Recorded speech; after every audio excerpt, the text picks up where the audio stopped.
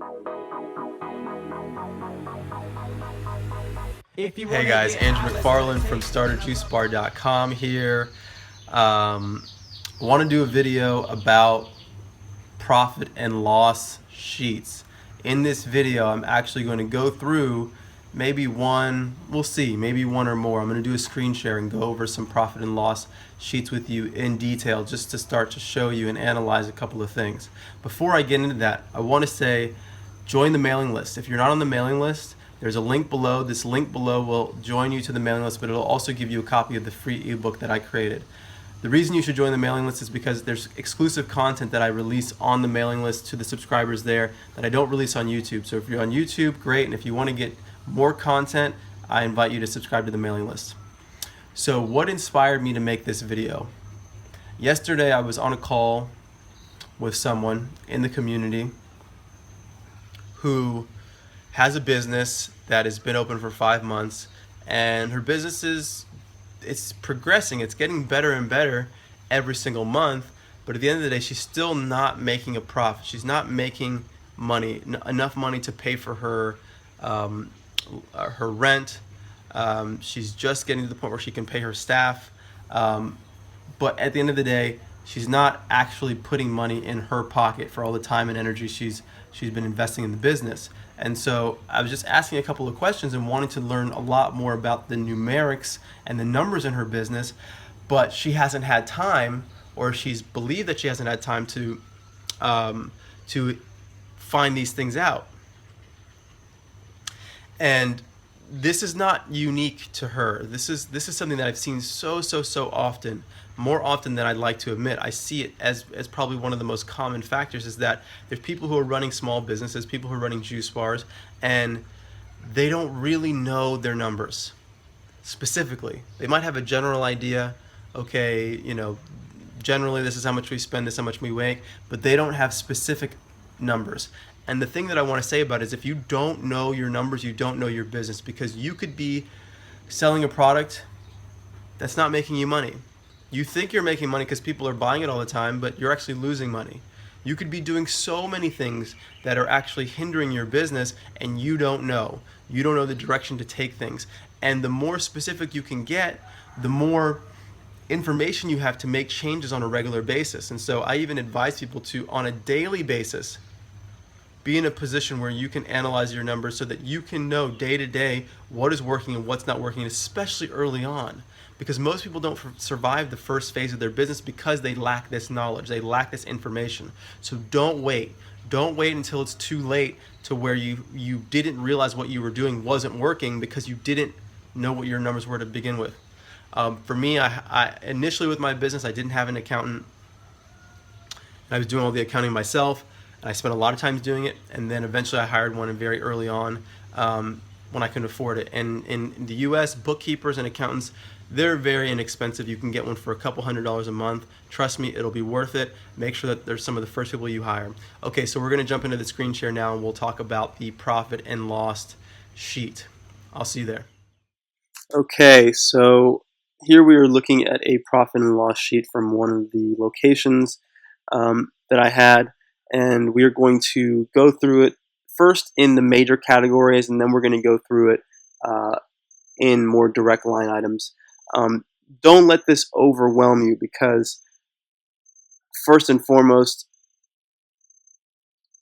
I recommend you hire a bookkeeper, hire an accountant to itemize all of these elements for you so you can be aware of what's going on. If you have to do it manually, that's fine. Maybe be more concerned with your cost of goods, your labor expenses, and you don't have to, and just your expenses as a whole, really your income and your expenses, and then categorizing your food expenses and your labor expenses separately. So if this is something you're doing manually, those are the major things for you to think about. It's great for you to have a more detailed understanding of all these expenses, and it really starts to paint a picture for you when you start to see month by month what's going on in your business. It's better, but the main thing is that you're actually taking account of this information. And as I said before, do not let this overwhelm you, because yes, a lot of this is specific. I didn't do all this myself. I gave my accountant access to my accounts so they could see what was coming in, what was coming out. They categorize these things, and so then they send me reports after the end of the month, so then I can analyze them to get a better feel for what's going on within my business. And if anything seemed out of line, then I knew I needed to make shifts in order to get things back in line. All right, so let's go over the major categories. First, you want to look at the first line item, which is your ordinary income, okay, which is, also can be noted as gross income, which in this month was $63,480.65. Okay, below that you have your cost of goods. So that's all the things that it's costing you to create this number. So you have things like direct supplies, which are bottles and straws and labels and so on and so forth.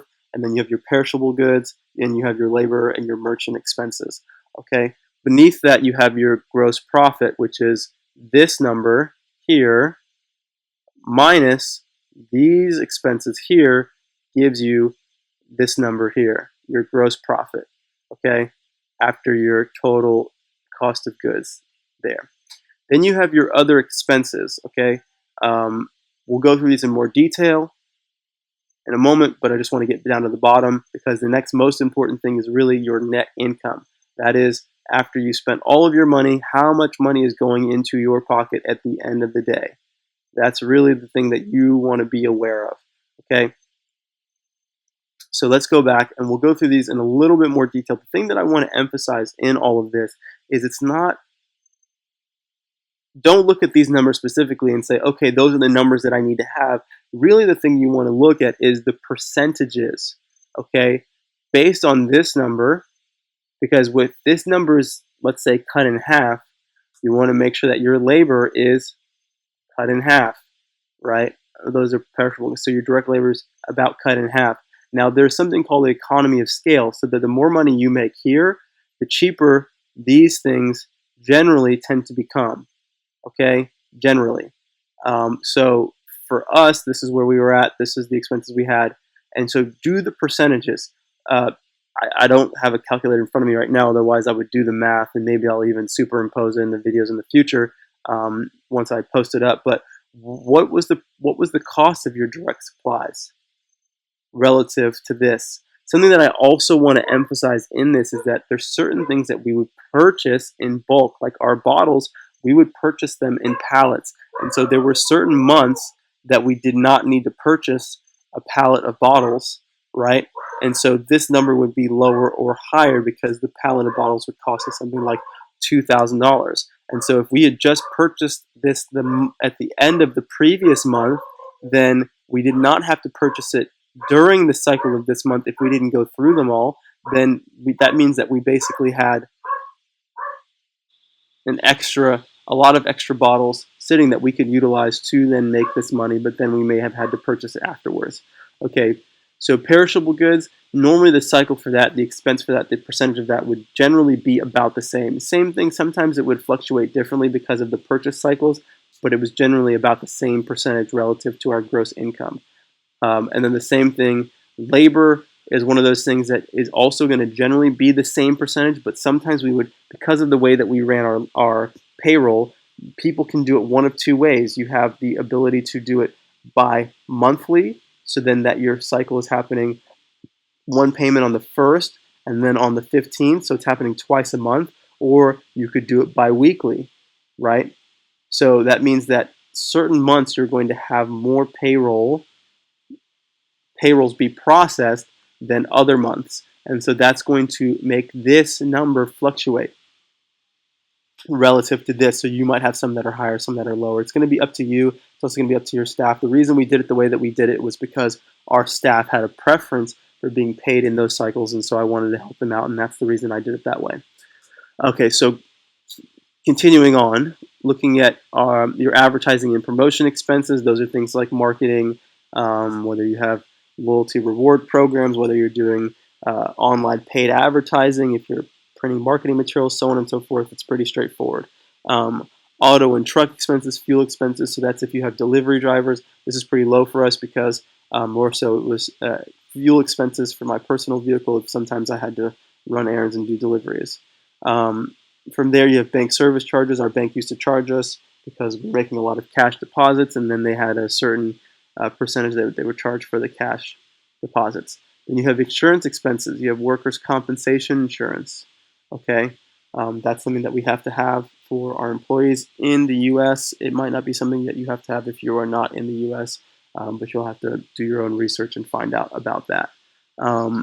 Internet and telephone is pretty straightforward. Legal and professional, that's also pretty straightforward. Our accounting fees are also in that category. Office supplies expenses, operating expenses. This is a line item I just want to talk about briefly.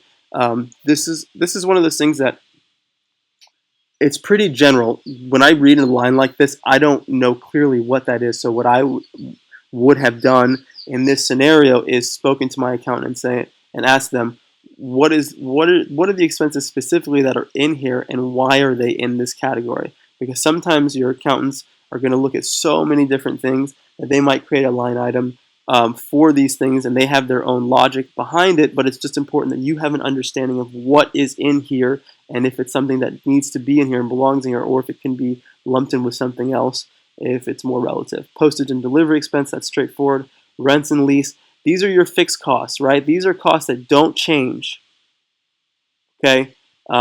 Your lease is going to be what it is on a regular basis. If you have a storage lease, that's going to be what it is on a regular basis. And so just to point out, relative to your net profit, which is here, your fixed expenses, because they don't change, the more money you make here, the smaller the percentage these will be for you. Because if I was to have made any amount less than this amount would not have changed. These amounts may have. Definitely these amounts would have, right? Because these fluctuate based on this complete number.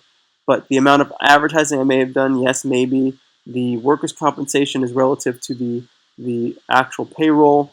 Legal and professional may or may not have been more or less office expenses. But everything generally outside of your fixed costs are going to fluctuate based on the amount of money you're making.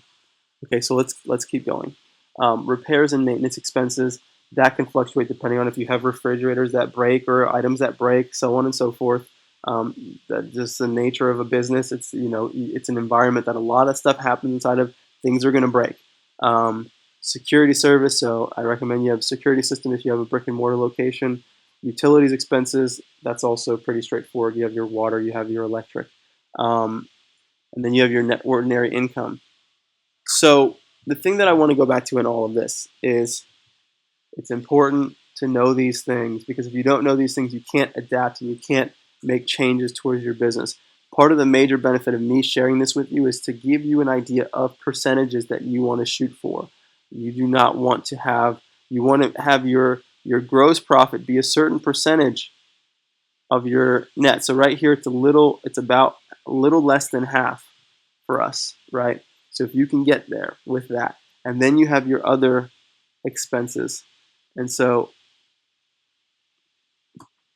I may once again do these percentages and see if I have some time to actually put them in there for you so you can see what they are. But I wanted to share this with you, and I hope this information helps. If you guys have any questions on this, please feel free to put them in the comment box below, or you can email me directly at andrew@StartAJuiceBar.com. Love to answer these questions for you. And as I said before, click the link for the free ebook on how to start a juice bar. Even if you, I don't believe you have it if you're not on the mailing list, because if you had it, you would be. But click that, and it will actually subscribe you to the mailing list, because there is content that I only put through the mailing list that I don't actually release on YouTube. So join the mailing list and have access to that content. All right, I'll see you guys.